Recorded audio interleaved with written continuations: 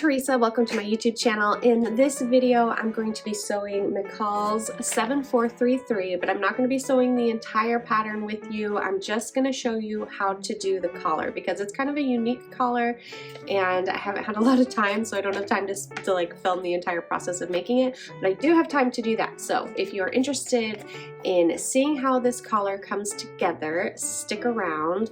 If you see here, it's really hard to tell on this picture, but like this, the line of it goes underneath this dress part.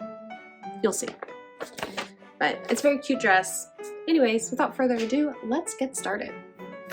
So I've just finished step 5 here, and now I'm ready to do step 6.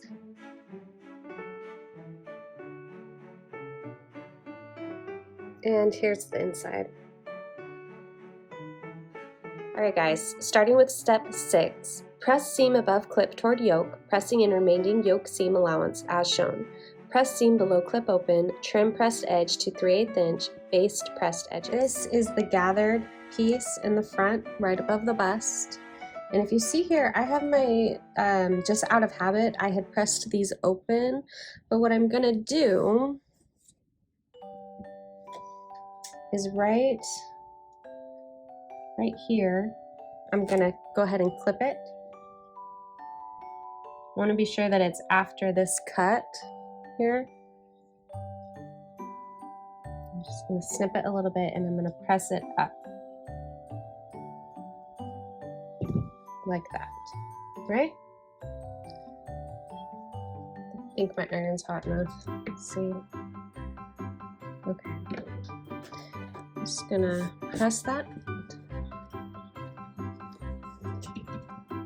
Okay, so to give you a little bit of a better look, here we are. This is the front. This is the armpit area. Flipping it over. This one is still down, this one is up, and this is pressed up toward the shoulder. And the next step is to baste this part down. Okay, so now that I have both of these ironed the way that they're supposed to be, I'm going to go ahead and put my stitch length to 4. I'm using a darker thread because this is a basting stitch and that will make it easier to rip out when it's time to do that.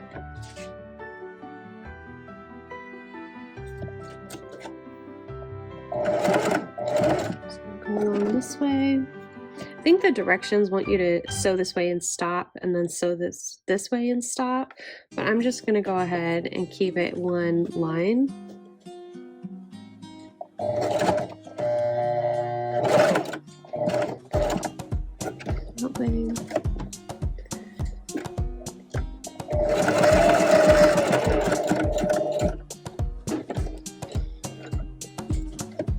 Okay, so when it's done, it looks like this on the outside. Flip it over and it looks like this on the inside. And I'm going to go ahead and repeat that on the other side. Okay, so once you have done your basting stitch on both sides here, it is time for step 7. Yeah, step 7, which is here. And they want you to stay stitch around the neck edge of the yoke. I'm not going to bother doing I'm not going to bother doing that because I have already serged it because my fabric likes to fray. So it is already serged. So I'm going to go ahead and skip to step 8. Step 8. Turn in seam allowance on neck edge of yoke, clipping where necessary, press, trim pressed edges to 3/8 inch or 1 centimeter, and baste. Alright, so this step is simple enough. We're just going to fold it over and iron it down, making sure that all the serged edges are tucked under.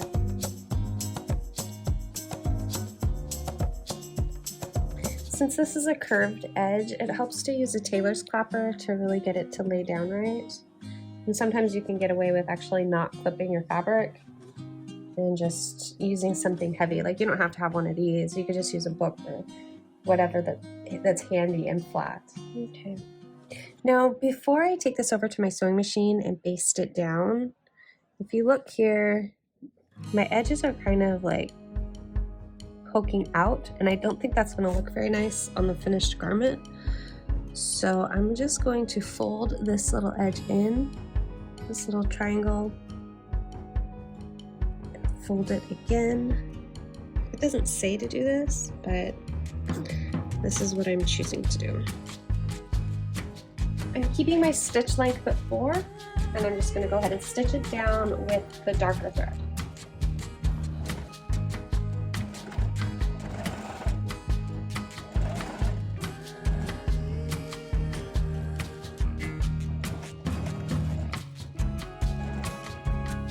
I'm not going to bother clipping any of this. There's not a lot of extra fabric to clip off on the inside. It's probably really hard to tell on camera.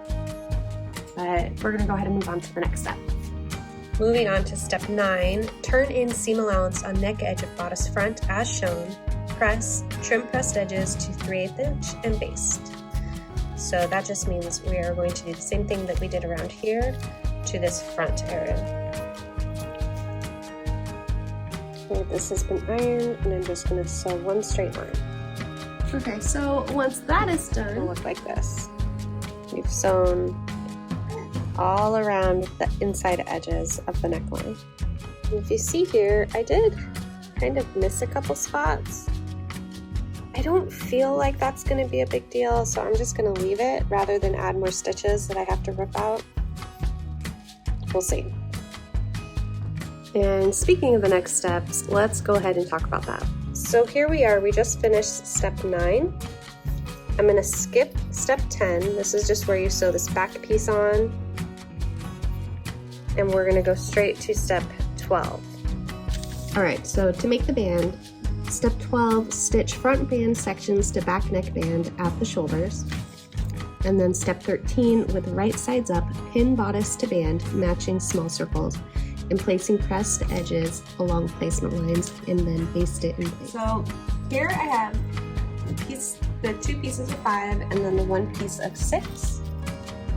So the way that I'm going to pin this, I'm going to lay this right side up.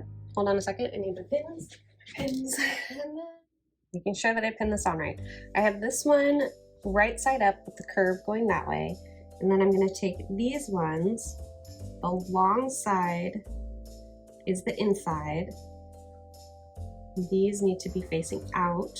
So this piece will go right side down. Right side down like this. And this one will go like this.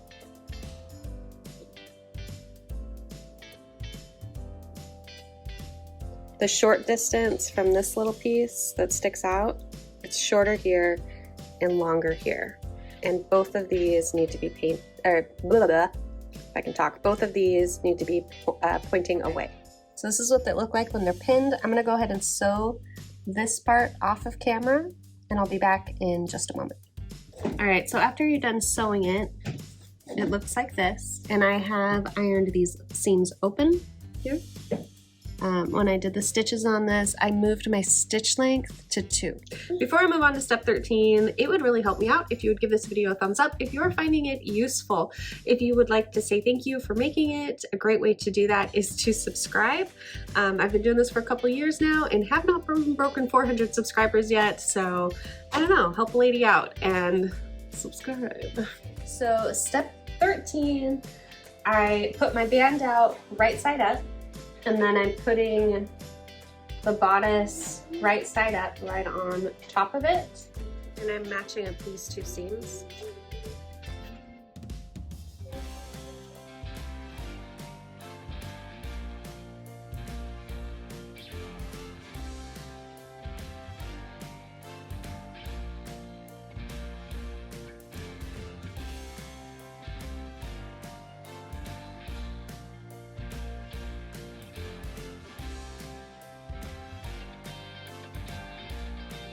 So now I'm gonna baste it together. So I had switched my stitch length to 2. I need to switch it back to 4 so that it'll be easier to rip the seam out. Because none of these are permanent seams that I'm sewing right now.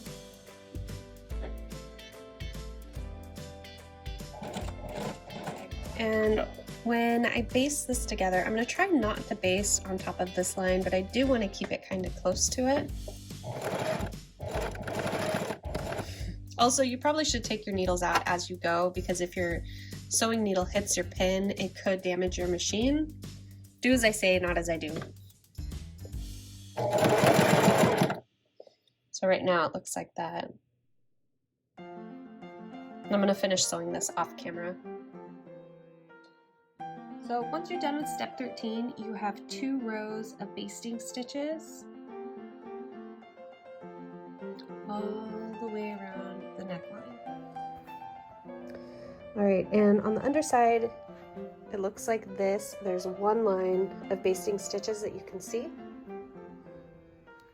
A couple places here, it did miss.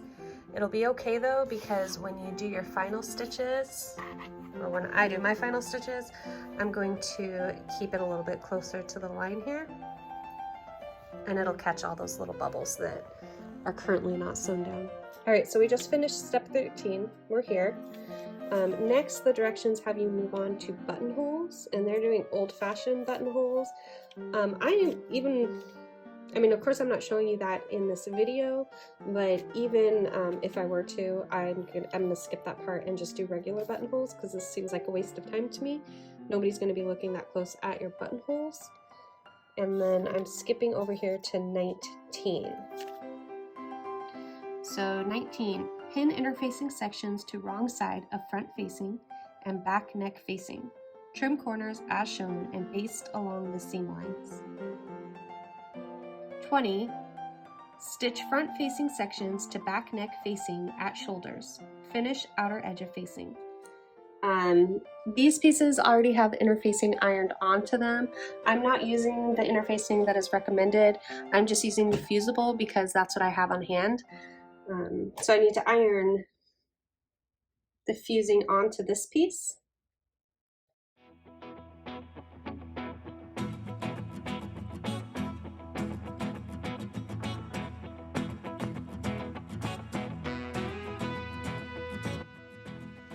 Okay, so when you are pinning this together, you want this long side.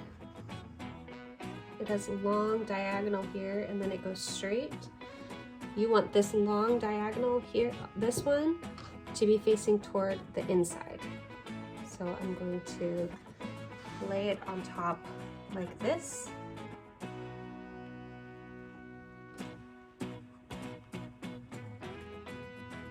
So if you did it right, it should cross.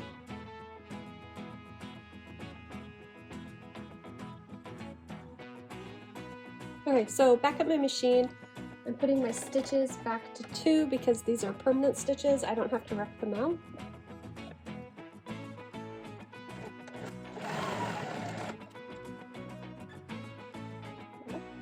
I'm going to sew the other side, and then I'm going to iron them open.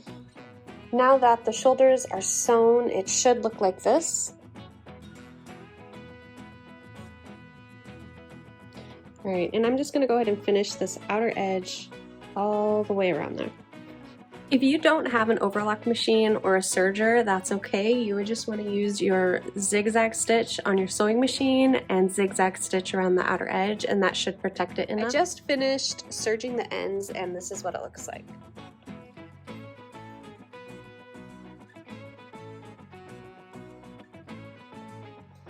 All right, step 21. With right sides together, pin facing to bodice and band, stitch neck and front opening edges, pivoting at small circles. Trim, trim, understitch facing as far as possible. All right, so I'm gonna lay this down here, right side up, and then I'm gonna lay this one on top, right side down. I'm gonna match up the seams here first and pin it.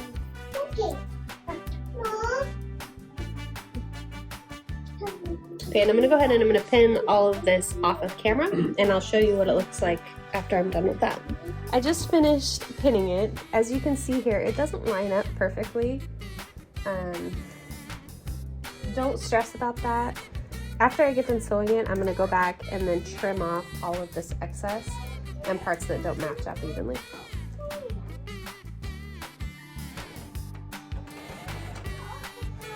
I'm keeping this edge of the foot even with the edge of the fabric.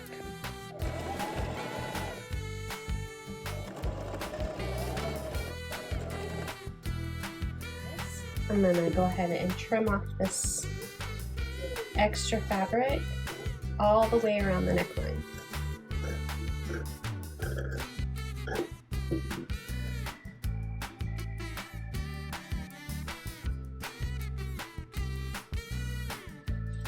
To prepare for understitching, I'm going to take it like this. I'm going to flip it this way, and I'm going to iron this seam edge toward the facing.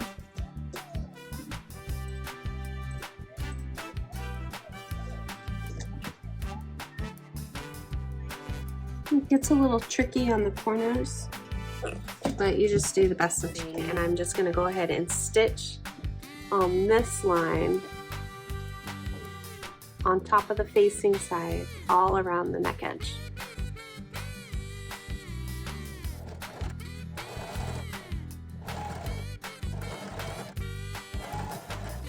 I'm coming up to this corner, so I'm being really careful to kind of like pull the fabric flat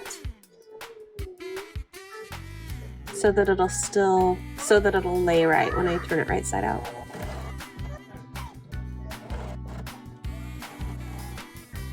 Alright, so once you get done doing your understitching here, you're going to want to turn it right side out and poke it through. And all of these stitches should be on the underside of your fabric. Like that, so you shouldn't see any of the understitching. And then I'm going to iron on top of it. So once again, I'm going to show you this side. You're here, you have just sewn the understitching on here, like that. So you're going to want to tuck this to the inside, all around here,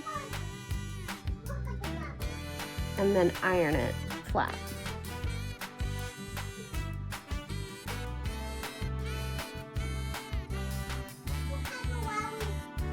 Okay, so once you put your dress right side out, you can't even tell that the understitching is there, but it's going to lay flat and the facing will stay down. Although I think that I am going to go ahead and tack the facing down at the seams just to make sure that it doesn't flip out. Step 22. Edge stitch neck and lower edges of yoke through all layers, pivoting at corners as shown. Edge stitch upper and front opening edges of bodice front. These stitches will be staying, so I'm going to go ahead and use a thread that matches my dress, and I'm going to go ahead and keep the length at 2. When I top stitch, I'm going to start here in the armpit area, and I'm going to go across here and go around the neckline and then come back to this split and sew straight across here. And then I'll start at the bottom here and sew up over into the split, and I'm going to stop right here.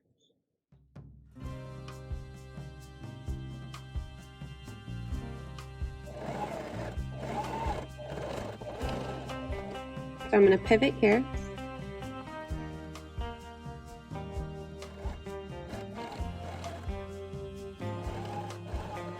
I'm trying not to sew over the basting lines if I can avoid it. Alright, so now that I'm done with that step, we have 3 rows of stitches. Here's the one that's staying.